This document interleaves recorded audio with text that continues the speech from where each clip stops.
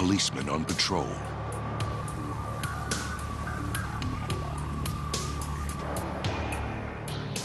But this is not a typical beat in an average city. This is Kosovo, a war-torn region of southern Serbia.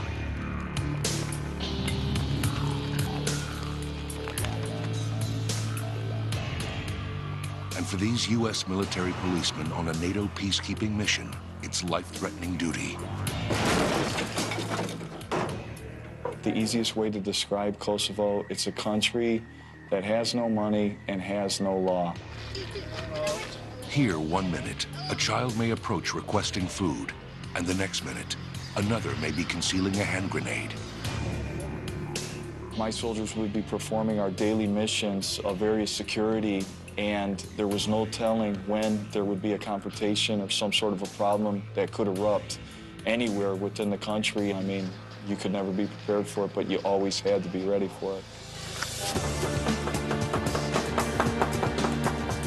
Law enforcement training in areas such as riot control, distinguishing combatant from non-combatant, and non-lethal apprehension of suspects. Take him down.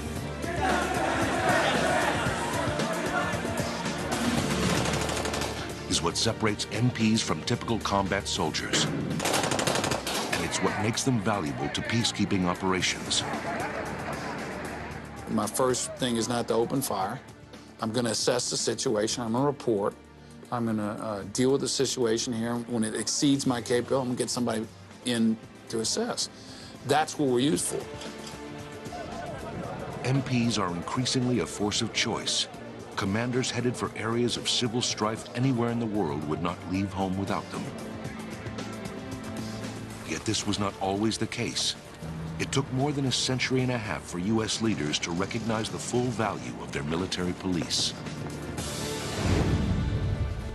MPs can trace their roots back to George Washington's Continental Army. Continental Army never exceeded 17,000 men.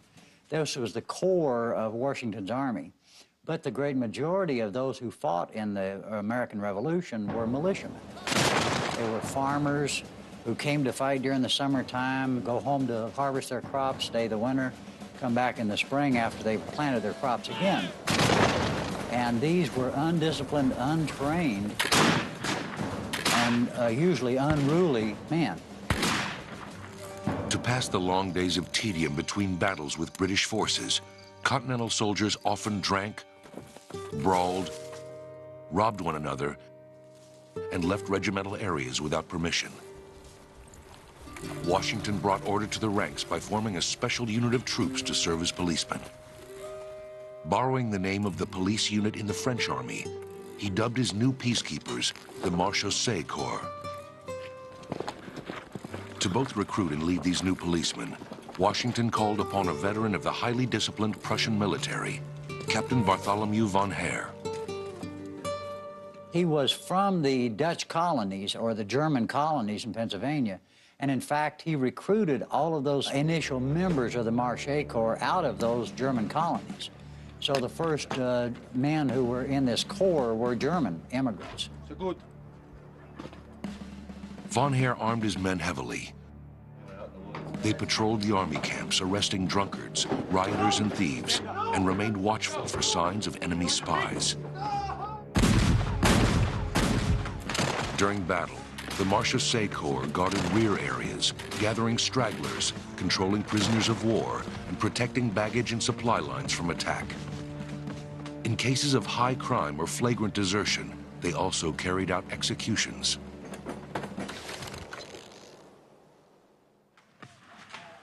At the Battle of Yorktown, Marechaussee troops served as General Washington's personal bodyguards. While the Continental Army fought British attackers on land, the Continental Navy battled marauding English frigates that threatened U.S. coastal waterways. Military discipline on Navy ships was the responsibility of each ship's master-at-arms, usually the toughest, burliest enlisted sailor. The Master-at-Arms duties as a subordinate to the first lieutenant was to make sure that discipline is kept aboard the ship, that no sailors desert or leave the ship without authorization, to inspect any and all things that are brought aboard the ship, to take care of any prisoners, either naval prisoners or prisoners of war, and to make sure that the ship's company is familiar with the use of small arms and with basic infantry tactics. The master-at-arms tradition stretched back to the reign of Charles I of England, and it continues to this day. On land, however, the end of the war brought an end to the Marechaussee Corps. With the defeat of the British, the citizen soldiers of the Continental Army returned to their farms and businesses. Shortly afterwards, General Washington ordered his police corps disbanded. For the next several decades, units within the small standing U.S. Army would police themselves. On April 12, 1861, Confederate guns fired on Fort Sumter, the federal military post in Charleston Harbor. Once again, citizen soldiers sprang to arms. But hasty organization, abbreviated training periods, and inexperienced commanders bred discipline problems in the ranks. En route to Bull Run, the first major battle of the war, Union troops under General Irvin McDowell strayed from the ranks as they passed southern homes and farms. And they started pillaging, they started taking whatever they wished along the way. Now, General McDowell may not have objected to them taking the property, but it was undisciplinary. McDowell ordered the formation of a provost corps, a military police force, to keep soldiers in line. Like their predecessors in the American Revolution, these military policemen prevented soldiers from plundering, enforced curfews, seized contraband, tracked deserters, and when necessary, joined in the fight. Later in the war, some of these duties passed to the VRC, the Veterans Reserve Corps, a secondary police unit comprised of wounded veteran soldiers. These were men who were not wounded beyond use. They were wounded beyond service in a line unit. So they were formed into companies, battalions, to perform military police duties. In other words, they protected the commissaries, they protected the quartermaster depots. They're the ones who escorted prisoners of war to the prisons in the North. They also administered enlistment stations. But in 1863, voluntary enlistment in the Union Army virtually ceased. The signing of the Emancipation Proclamation outraged the working class, the primary source of enlistees. In response, Congress instituted a draft and tasked the VRC with enforcing it. The Irish in the North were on the bottom rung of the economic ladder. They were the ones with the low-paying jobs. They were afraid that if they fought with the Union Army and freed these blacks in the South, they would come north and take their jobs. So they were not supportive of the Union effort at that time. So when this draft came in, they revolted. Riotous mobs attacked VRC troops, burned draft centers, and assaulted blacks in cities across the North. In mid-July, a draft riot in New York City lasted 5 days. The violence reached such an extent that the Army finally called upon troops still in the Gettysburg area in the aftermath of the battle. 100,000 soldiers rushed north to aid VRC police and bring the chaos to an end. Despite their valuable contribution to the Union victory, at war's end, all Army police were once again eliminated by Congress. Following the pattern set after the Revolution, regular units in the smaller post-war military would be left to police themselves. It would take new threats in a new century to prove the need for a permanent force of military police. On April 6, 1917, the United States declared war on Germany and entered World War I. As the Army prepared to ship troops to France to join its British allies on the Western Front, it once again recognized the need for provost units to keep soldiers in line. To form the units and act as provost marshal, or chief of police, the U.S. High Command chose Brigadier General Harry H. Bandholtz. Bandholtz had experience commanding Filipino police units during the Spanish-American War in 1898. The troops Bandholtz pulled together were actually the first to be called military police, and the first to wear MP armbands. General Bandholz and the others involved in this, they did their research. They looked back in history. They read what happened during the American Civil War and what was necessary.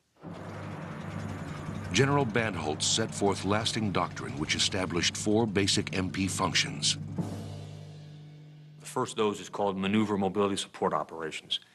That's basically combat traffic control, helping move men and equipment up to the front area from the rear, moving supplies up, ensuring that the highways are open, what we call the lines of communications, the main supply routes are open. It may involve doing convoy escorts in order to get those supplies through, to reconnoitering additional routes or alternate routes in case they lose a route because of a bridge going down or some other kind of damage. The second primary MP function is rear area security. We're kind of the infantry in the rear, if you will. We're in the rear providing security to those support elements against, their unconventional forces that are going to try and come back and disrupt, sabotage, create chaos. Military police are also tasked with handling enemy prisoners of war. They take prisoners off the hands of combat troops at the front and get them out of the fighting area as quickly as possible. The theory, the logic, the farther you move them from the lines, the less capable they're going back and becoming an enemy again. Finally, MPs maintain law and order among the fighting troops. This includes investigating serious crimes. But this last duty, serious crime investigation, was new territory for MPs in 1917. Traditionally, Pinkerton detectives investigated felonies committed by armed forces personnel. In France, however, circumstances forced a special group of MPs to assume this responsibility. The Army, almost overnight during those days, went from thousands to 500,000 of soldiers. And where Pinkertons can handle small investigations or the felony investigations in small units, we went worldwide with the United States Army. And when you're going overseas, the Pinkertons were not over there. The Army designated this new group of military detectives the Criminal Investigation Division, or CID. CID continues to function in the same capacity today. By the close of the Great War, General Bandholz had also formalized MP training. For the first time since the Revolution, U.S. military policemen had become schooled professionals. The general pleaded with his superiors to keep his professional force intact, yet shortly after the fighting ceased, the Army again chose to disband the military police. The next world crisis would require MP training to start from scratch once again, and that crisis was just around the corner.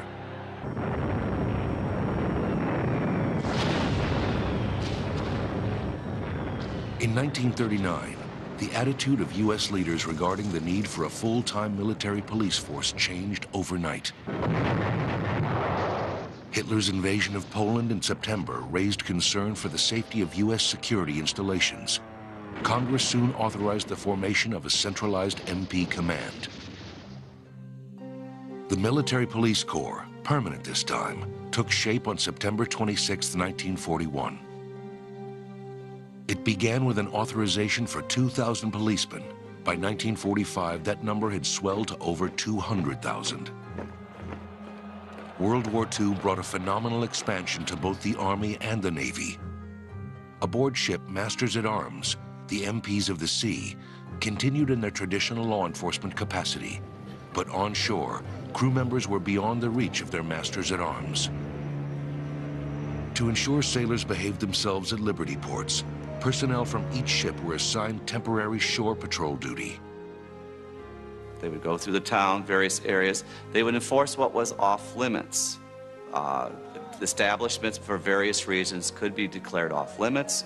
So the shore patrolman had to know which of these establishments were, where they were, and basically enforce that sailors did not frequent these areas. They also were used in troop movements during World War II very extensively. Troop trains were heavily used during the Second World War, especially with Navy personnel. So they would accompany the Navy troop trains to make sure that the sailors were orderly, that they got fed, and things of that nature. MP duty in the Marine Corps was also a temporary assignment. the Marines would not create a permanent police force for several decades. The Air Force, while still part of the Army, required police for a new, non-traditional, and exceedingly hazardous function: the defense of air bases. Military police in the Army ordinarily didn't have a combat role in World War II, although there are combat MPs standing close to the front line directing traffic and under fire. But it's not a combat role, per se, it's a support role. The Air Force police are defending bases in foxholes with weapons, taking fire from the enemy and returning that fire. A constant threat for all MPs throughout the war was enemy infiltration into rear areas.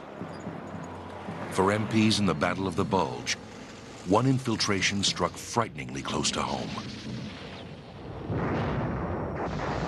In December of 1944, Hitler's army launched a last-ditch counteroffensive against Allied forces stalled along the German border. A key element of the attack plan was sabotage.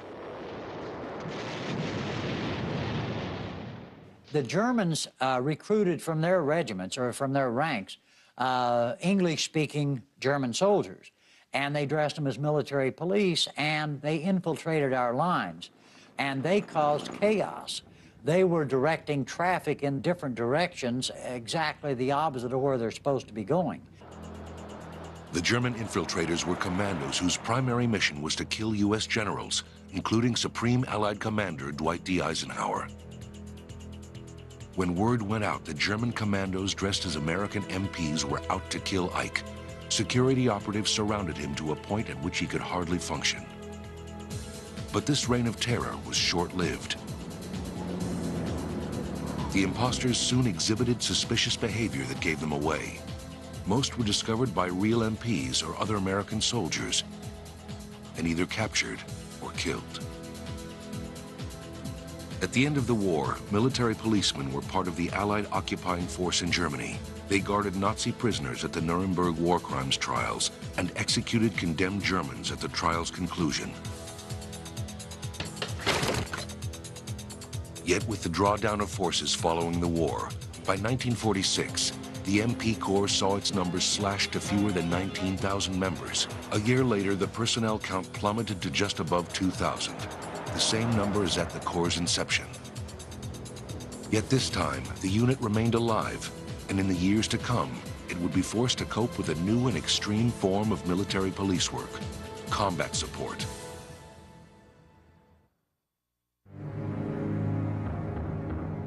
By the 1950s, a military police unit had become a permanent organization within most branches of the armed forces.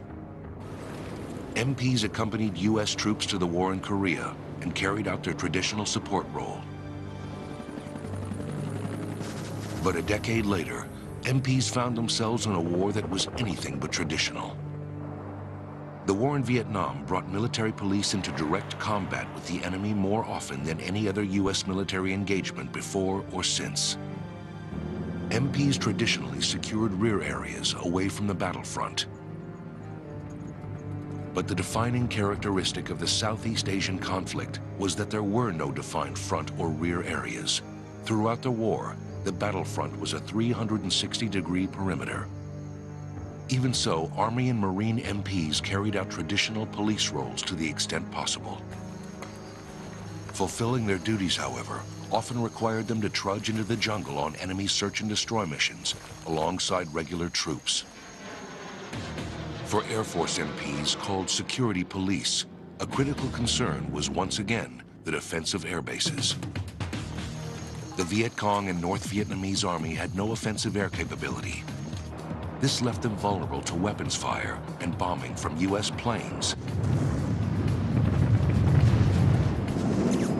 and helicopters.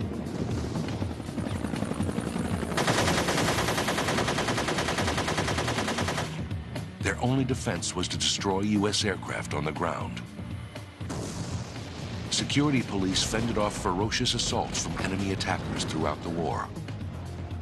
One of their most serious challenges came in the early hours of January 31st, 1968. At 3 a.m., the Viet Cong launched an all-out offensive against U.S. installations and air bases across South Vietnam.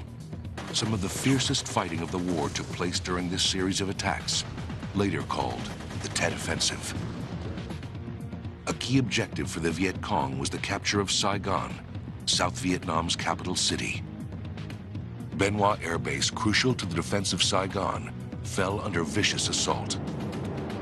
About midnight, an alert came down from 7th Air Force to every base in South Vietnam saying there's an attack coming, full alert. Everyone on red alert condition 2, all posts double manned, everybody's on 12-hour shifts, there's an attack coming.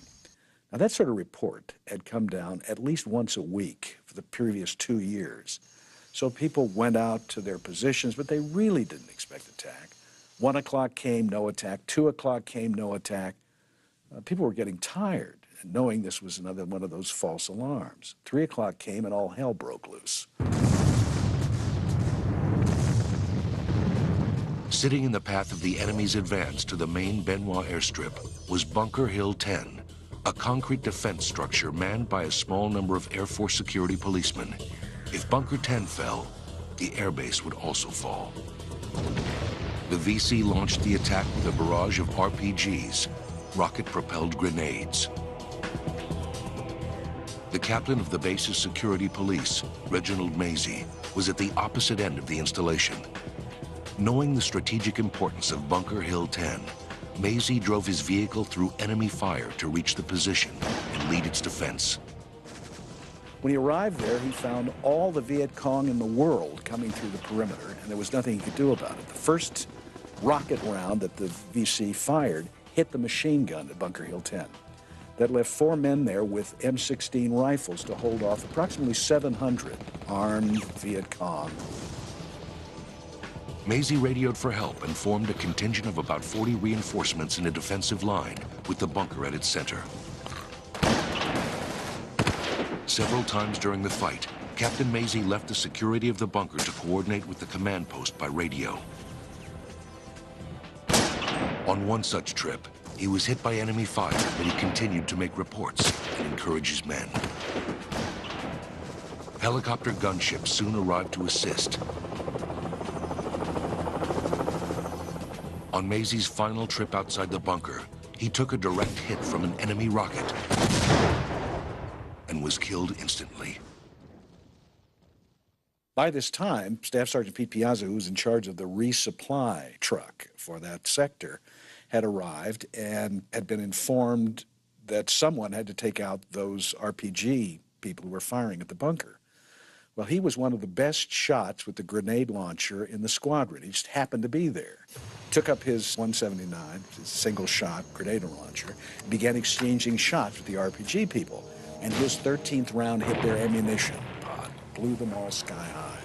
And that was the end of the RPGs and most of the morale behind that attack on Bunker Hill 10. Due in large part to Reginald Mazie's selfless leadership and Pete Piazza's skill and heroism under fire, the Bien Hoa Security Police repulsed the VC attack. But 20 miles south of Bien Hoa, in Saigon, Army MPs at the U.S. Embassy were in a fight of their own. That same day, an organized force of more than a dozen Viet Cong guerrillas blasted a hole through the perimeter wall of the U.S. Embassy compound. Unable to make entry into the embassy itself, the attackers took defensive positions behind large concrete planters which lined the building. A skeleton crew of embassy guards locked inside put out a call for help. Paul Healy and a few other members of the 716th Army MP Battalion, the unit tasked with guarding Saigon, were the first to respond. It was Healy's last shift as an MP in Vietnam. He was scheduled to return to the States the next day. Network news crews covering the fight at the embassy caught the young MP on film. We pulled the Jeep up against the wall. Myself, I pulled one Jeep, and a sergeant on the other side pulled the Jeep up, and we could see over, standing on the windshield of the Jeep, we could see over and see inside the embassy. And I shot 2 Vietnamese, because I had the angle, I shot 2 behind the flower pots. With covering fire from other MPs and a civilian government operative, Healy then made his way across the compound to the front of the embassy building. When I got to the door, a Viet Cong that I had shot from outside threw a hand grenade. It bounced off my leg, and I fell to the ground and went behind another body, another Viet Cong body, and it took the brunt of the explosion, and I shot that Viet Cong. The guards inside the embassy were in shock and would not open the door for Healy, so he began fighting his way toward the ambassador's residence in the rear. He used the concrete planters for cover. And I got to the second flower pot, and I got down about 2 feet away from it, and a Viet Cong jumped up, and I shot him. It was like as close as we are. And then I went a few more steps, and I was close to the corner of the building, and the Viet Cong came up with his rifle, stood up in front of me, and I shot him. Healy eventually encountered and killed all of the Viet Cong attackers except one. The last VC had made his way into a hiding place on the bottom floor of the residence. George Jacobson, an aide to the U.S. ambassador, was upstairs and unarmed. Jacobson leaned out the window, and Healy tossed him a pistol, 2 clips of ammunition, and a gas mask. The MPs then gassed the residence and pitched in a concussion grenade to dislodge the VC guerrilla. The tear gas and the concussion grenade forced him out of his little pantry, and he worked his way up the stairs in the tear gas. And when he got to the top of the stairs, Judge Jacobson shot him with my .45. Back in Boston, Paul Healy's hometown, his mother recognized her son in the news coverage. It was about 24 hours, a little more than that, before I could get a line to tell her I was still alive. She was pretty tough on her. For his incredible valor in the face of the enemy, Paul Healy received the Distinguished Service Cross from the government of the United States. South Vietnamese officials awarded him their Medal of Honor. The stellar combat performance of MPs of all branches during the Tet Offensive changed the military's perception of how to use its police. It's a watershed event for my branches because based on that combat, based on not just there but throughout the company, but pretty much based on 7/16, what they did at the American Embassy compound, we became combat support arm. New Army doctrine soon required that all military police units be trained to assume a direct combat role. This increase in preparedness would serve MPs well, for in the coming decades, they would find themselves ever more frequently in harm's way. Military policemen are soldiers first. Despite their future roles as law enforcement officials, today, Army, Navy, Marine, and Air Force police men and women must pass through the same basic training as every other member of the armed forces.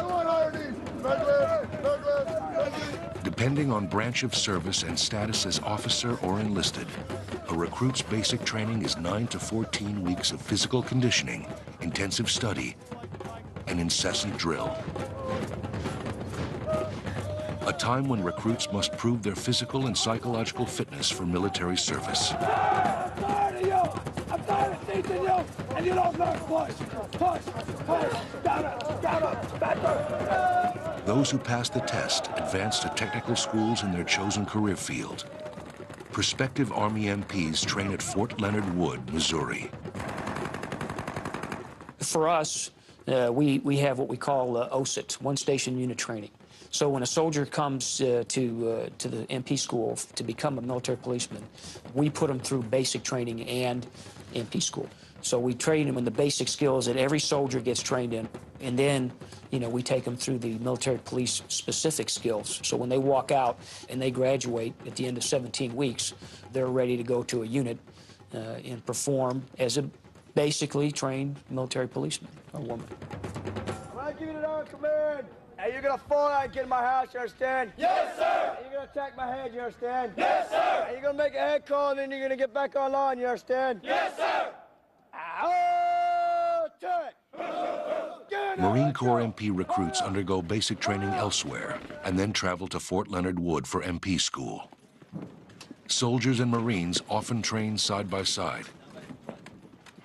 They learn some basic laws, the Uniform Code of Military Justice. They learn about apprehensions and searches and seizures and basic principles about collecting evidence and protecting crime scenes. They also qualify with the primary military police weapons, the 9mm pistol, the squad automatic rifle, and the Mark 19 grenade launcher. Go to the strong side, compliant escort position. And they learn unarmed self-defense. So we teach them some basic things, some takedowns, and some different methods of how to in-place hand irons. You're going to swing this empty handcuff down toward the rear end and cuff up on the pinky side of their hand and snug it up. And conduct searches as well. Those kind of things that they're important once you decide that you're going to have to take somebody into custody for their personal safety and the safety of the military policemen as well. Students also train to deal with some of the more subjective aspects of police work. One of those aspects is just dealing with the public, whether the public is the dependent wives and children aboard the base or the Marines themselves. There's a requirement to understand the escalation of force, for example, being able to go from controlling people with just your voice, like civilian law enforcement officers do, up through the requirements for deadly force if necessary.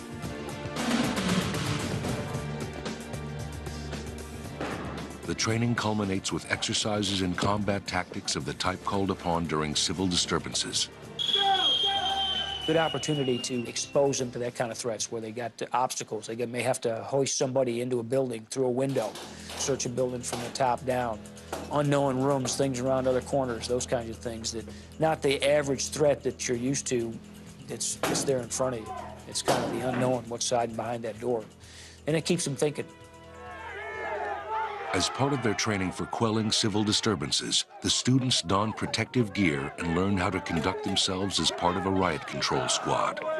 They'll work the basics of the formations and how to get into echelon left, echelon right, wedge formation, how to do what we call the stomp and drag. Those kinds of things that are fundamentally important to be out there and be organized and be able to diffuse something. Hey, when you end up in that formation, it is hard to maintain your control. But you still have to keep your elbows up. You still have to maintain your position. You cannot let the line be broken. That's why you have the support behind you. Air Force MPs, now called security forces, and Masters at Arms, Navy MPs, train at Lackland Air Force Base near San Antonio, Texas. One of the unique aspects to the Navy's law enforcement training is we take sailors and other ratings, whether they be machinist mates, bosun mates, gunner's mates, and we bring them through the same academy. And they go to shore facilities and provide the same function as the Master at Arms. An effective training system used by the Navy is called FATS, Firearms Training Simulator. After learning basic handgun proficiency, students progress to a simulator room where crime scenarios play out on a screen in front of them. And with interactive technology, they're able to draw the weapon at the right time. They are able to engage the suspect if called for, and the machine will actually tell them their reaction time, good shoot, bad shoot, and it gives them some real-world applications. Taking to heart lessons learned in Vietnam and elsewhere, Air Force security training emphasizes combat tactics. We take a lot of that from the United States Army and follow a lot of their guidance from their field manuals to conduct our training. So I think a lot of it's comparable, just our missions are different because given the location. Lackland Air Force Base is also home to the Military Working Dog School. Working dogs have a long history of service with the military police. MPs used sentry dogs for base security in World War II, Korea, and Vietnam. Dogs have saved the lives of countless MP sentries by alerting their handlers to the presence of enemy soldiers waiting in ambush. With the growing use of military police in peacekeeping operations, working dogs and dog handlers are very much in demand. They've been a critical part of our peacekeeping operations in Bosnia and in Kosovo. You know, a dog has got a significant effect. It doesn't necessarily have to be an attack dog, doesn't necessarily have to be a narcotics dog. Just the presence of that has got people wondering, you know, what's that dog doing out there? And I'll tell you this, you can have all the explosive detection equipment you want in the world, but it still takes a dog to tell you finally that you actually have an explosive there. They still use them in that role. So I don't think you can replace the dog. The military police schools work diligently to prepare MPs for basic operations in the field and garrison. If I need to get control of him, I can put him right up on his toes and talk to him. Don't resist me. But an individual's ultimate survival in the many dangerous situations encountered on the job finally depends on his or her ability to exercise sound judgment under pressure.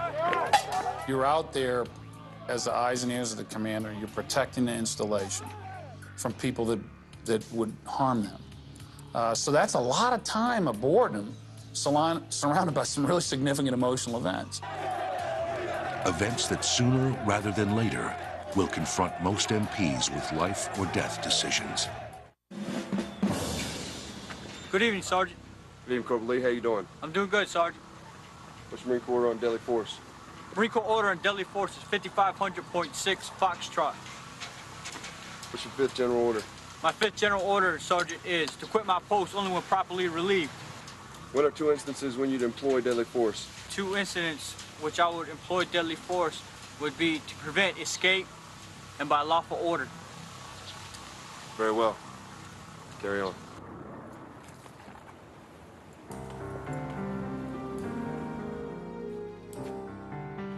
Military police guarding and patrolling government installations in the U.S. must be every bit as cautious and vigilant as their counterparts in combat zones across the globe. Garrison MPs often find themselves in life-threatening circumstances. What they essentially do is the same law enforcement function that you'll find done in any town, in any county in the United States of America. They respond to the same types of crimes. Fortunately, we've got a smaller population and a much more regimented population than the American population at large. So we don't have the same level of problems, but we are a microcosm of American society. So we do have some cases of rapes, robberies, murders, etc. Those kind of things do take place. Regardless of their assigned duty, MPs must always be prepared for the unexpected.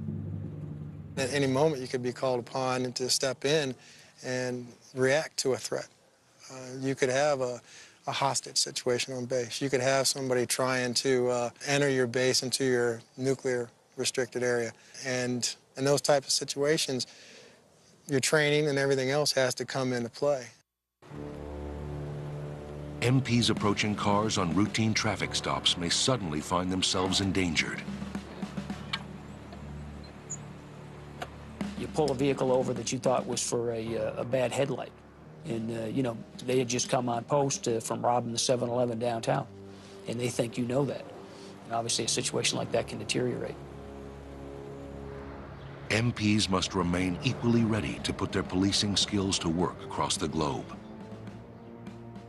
Greater use of NATO peacekeeping forces in politically volatile regions around the world has placed military police in an increasingly important role. From 1941, or right prior to World War II, to the fall of the Berlin Wall in November '89, the Army was used about 11 times. From, you know, the fall of the Berlin Wall to today, the Army has had a 333% increase of deployments. When you're a national command authority, or when you're a SINC, Commander-in-Chief, and you want to bring in something that assists you and doesn't accelerate what's going on or make it worse or make it degenerate into a brawl, it's a different political signature when you send a military police outfit in. In the 1990s alone, American MPs have assisted the Kurds in Iraq, protected refugees in Guantanamo Bay, Cuba, taken part in Operation Provide Relief in Kenya, and restored hope in Somalia. Currently, they face danger every day, keeping the peace between ethnic Albanians and Serbians in Kosovo. It's a mission that presents an odd mix of physical and psychological challenges. You are now dealing in a country that's infrastructure is shattered. You're dealing with a population that's against each other. And you're supposed to establish peace so that the governmental functions can take control. It's tough to do that during a firefight. It's tough to do that when you're blowing up the infrastructure. It's tough to do that when a family can't sit in its house and be assured that it's not going to be bombed or the house set on fire. So that's kind of the mission set you're kind of walking into. First Sergeant John Amabile spent 6.5 months in the troubled region. We encountered every aspect of law enforcement, from assaults to rape to murder. It's a country with no law enforcement, except for the U.S. Army.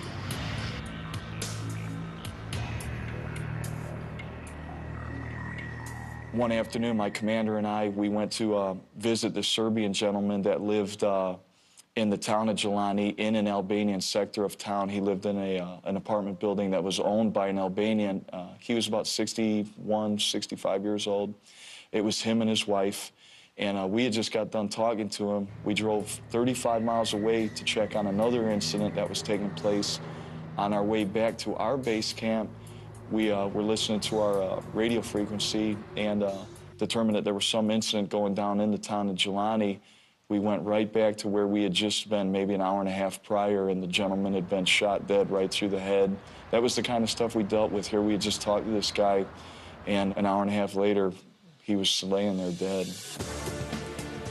While confronting such tragedies can be emotionally trying, for many MPs, another aspect of peacekeeping offers great emotional rewards.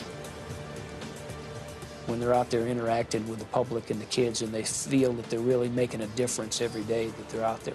I think that's what keeps these young kids around. We don't often see that piece of it. And when you talk to those kids when they come back from those things, they'll turn around and volunteer to go back. The United States military police has become one of the first groups called upon in times of world crisis.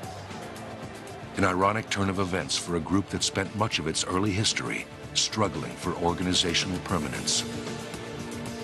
And in the current geopolitical climate, it is likely that MPs will be asked to assume greater responsibilities in the future. Even so, as they have done throughout U.S. history, the military police stand ready to serve those who serve.